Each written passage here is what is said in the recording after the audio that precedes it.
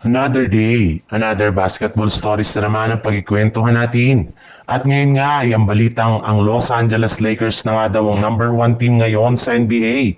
At ang balitang kailangan na nga daw ni Stephen Curry ng bagong makakatulong.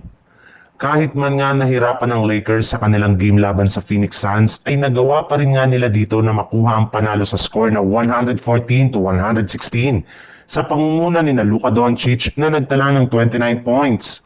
DeAndre Ayton na kumuha ng 20 points at 13 rebounds at si LeBron James na kumuha naman ng 26 points. Kasama na dyan ang kanyang crucial free throw para masilang kanilang panalo sa muntikan pa nilang pag-choke sa huling mga minuto ng fourth quarter.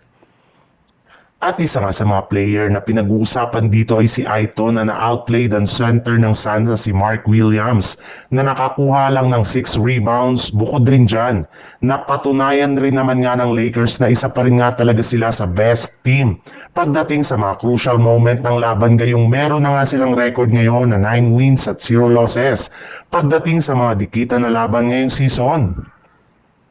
Sa ibang balita naman, nagkaroon na nga sana ang Golden State Warriors na malaking tsansa na maipanalo ang kanilang laban sa Portland Trail Blazer na nakalamang sila ng buong game sa pangunguna ni Stephen Curry na nagtala ng 48 points. Ngunit sa uli ay nag-choke na naman sila dito pagdating sa dulo matapos silang matalo sa score na 136-131.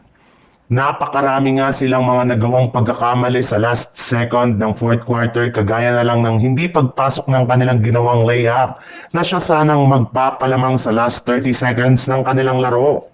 Marami rin naman nga sila ditong missed shots at turnovers na siyang nag-seal sa panalo ng Blazers.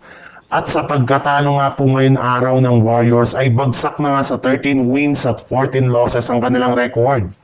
Pero ang mas masakit nga dito ay ang 3-0 na nga sila ng Portland Trail Blazers sa kanilang regular season series na hindi magandang senyales para sa kanilang kupunan. Kaya mukhang kailangan na nga talaga ni Stephen Curry ng legit na makakatulong nito sa kanilang mga susunod na laban.